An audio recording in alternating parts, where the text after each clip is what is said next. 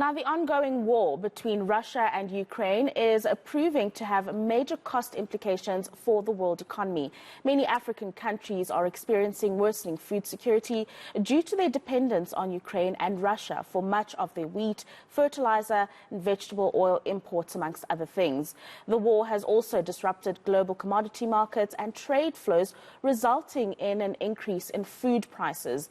The Ukraine-Russia crisis has been listed as the top global concern for investors. And to weigh in on this, we're joined by Josepho Busha from JM Busha Investment Group to talk more about the issues that we are seeing are emanating from this war. And one of the top things you wanted to discuss with us today, Mr. Busha, was the fact that Russia holds about 40 billion rand in international bonds, and so the current war has major effect on the markets. Maybe talk us through that. No, certainly. I think what I want us to do is first of a happy Mother's Day to all the mothers in the world. So there are about three things we should possibly talk about is the financial costs and implications of the war. The second issue is the environmental cost. The third one is the human cost, and possibly lastly, the leadership vacuum. So Russia has got about 40 billion worth of dollars in international bonds. So what does that mean from a financial markets perspective? If they were to default at any particular stage, what would be the ripple effects in global financial markets, in particular the capital markets? So we think that we might see another meltdown we have seen in the past, during the 2008 financial crisis, during the Iraq war financial crisis. What complicates the matter is that because of the sanctions, the banks cannot trade, and that could force Russia to default. So this year on its own, Russia is due to pay about $2 billion worth of coupons and maturities. In April, they paid about $650 million in coupons and redemptions. So we believe that this is going to have a massive ripple effect on the entire financial market, given the fact that they have so much.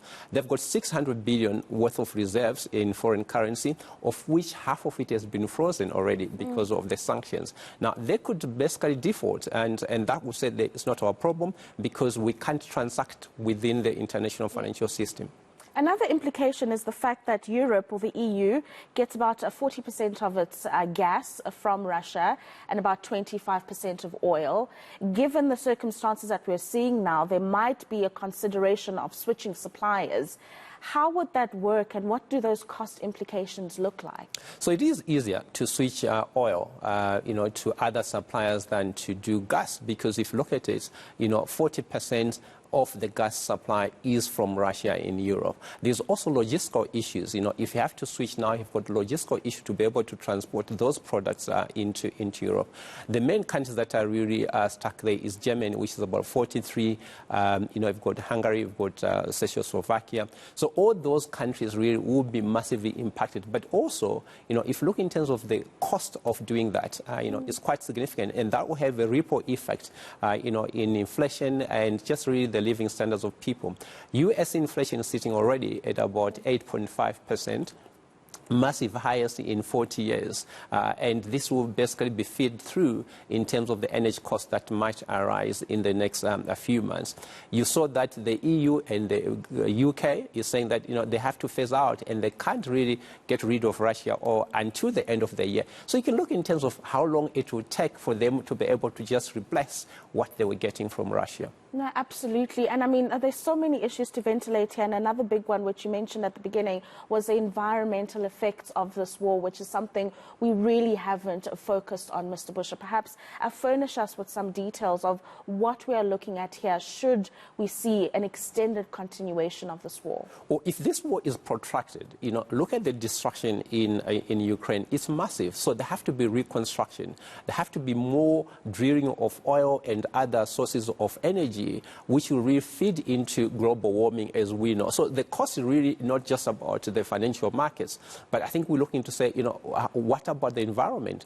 If you look at the homes and the infrastructure that's been destroyed in Ukraine, all that has to be reconstructed or rebuilt. Now, what is the implications from really just digging, new explorations, which means more gas emissions and so on? And that really just adds on to the global warming we're talking about. But if you look in terms of just the homes, the towns, the railways that have been destroyed, we all then need new raw materials to be able to build that. And I think for me, just the environmental destruction that is happening really, at this particular time of our development as people, I think is unwarranted. We have run out of time, Mr. Busha, but I have to ask you about the impact on human life, the mass movement of people from Ukraine into different parts of Europe because of this war, and really just this, the notion and how it contributes to this thing of peace and security across the globe. Maybe just talk us through that as well. We have seen immigration issues. I think that started with Donald Trump in the U.S. We saw that in so many countries. We also saw Africans being stuck trying to get out of Ukraine, and they couldn't get out. We have more than 5 million people who have been displaced and in different parts in Europe and elsewhere. So I think that cost really, apart from deaths, which is really, a cost you can't quantify, the number of people that have been killed. So I think what we need to do is to ask the world leaders to consider peace rather than to consider war as the solution to our differences.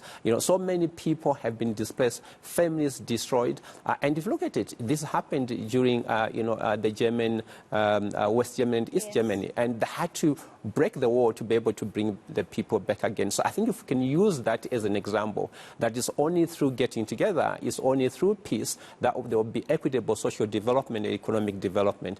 Wars have never been a solution to anything. No, absolutely, Mr. Busha. Many thanks for your time this morning. And of course, this is a conversation that we must continue to have.